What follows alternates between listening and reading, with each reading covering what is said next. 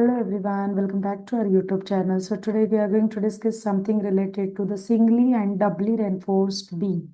Okay, so this is what is the basic question which I got in my mind.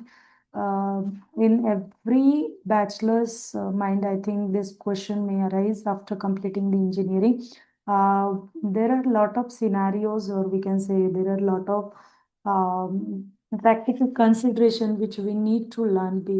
And we can also learn this by doing work on the site as well. Okay, but some may not be able to work on site, some are directly working in the design, but they must have a practical approach for doing all the things. Okay, so basically these are the simple questions. If you have some idea about it, so you will be able to work on it properly.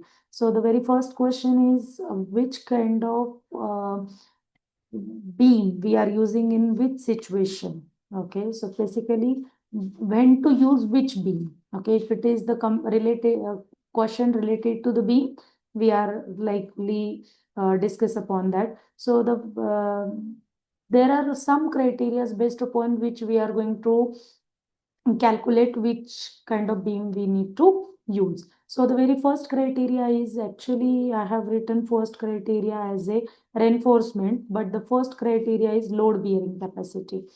What amount of load is acting upon that beam, we can say the structure or the beam. Okay, if it is lower, it means the bending moment coming on that particular beam also will be less, and in that situation we can adopt singly reinforced beam. If it is higher than the limiting bending moment, then you have to adapt the doubly reinforced beam. Then the second criteria is reinforcement. So it is also directly proportional. If it is the situation in that which we are requiring the the applied loads are less, and ultimately the bending moment is also less. So in that scenario, we are applying the so we will also require the reinforcement less. So only on the tension side, if we are providing the reinforcement, it is also more than enough. And in that situation, we can adopt the singly reinforced beam. But in some situation where the bending moment gets higher, so we have to design reinforcement in such a way that we have to provide it on the tension as well as on the compression zone.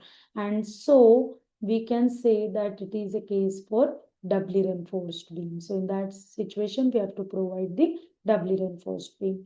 Then the third one is depth limitation.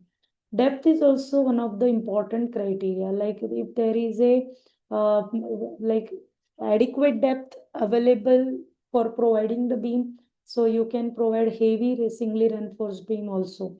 But the depth is the criteria. You have to provide some limited depth in certain situations from the architectural point of view. So you have to adopt the doubly reinforced beam. Then the cost also plays an important role. So generally we are not going to recommend to provide doubly reinforced directly, because the cost will be higher for doubly reinforced beam, whereas the cost is lower for the singly reinforced beam. Application is nothing but where we will suggest the kind of beams is like in simple structure like residential building, we can adopt mostly the singly reinforced beam. But if it is a complex structure, if it is a commercial building, if it is a bridge, these structures related to the commercial complexes, we can use doubly reinforced beam. So there are a lot of criteria. Again, we have to discuss, and we have to decide then only which kind of beam we can use.